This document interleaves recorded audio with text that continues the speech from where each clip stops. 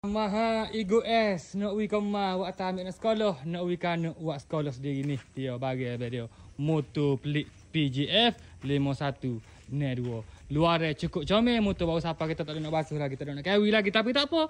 Hok penting tak ada pecah-pecah, bebas getar, enjin senyap, body tegak, bebas kemalangan. Okey, tengok luar telik betul-betul mah dia. Abah dia nak wi kau bini, nak cari hok comel, tak wi kau bini naik 2-3 hari, mampu tepi jalan dia. Mari tengok mak dia, mari terah abah dia. Nak wi kanak teno, nak wi kanak jatuh, lacar belaka dengan mileage 42,000 pada dengan bagai. Bismillah. Oh, dia kena kaci on. Dia kena kaci alik kiri. Tapi tak apa.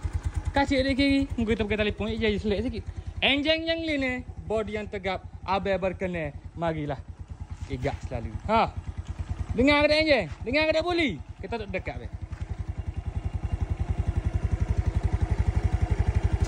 Senyap, comel, lene, pah. Setara mana bagai be? Nak dengar kita beres? Mari kita dengar be.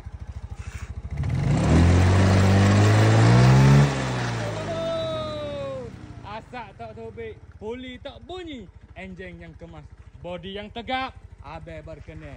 Mari tengok be dia, mari mana dia.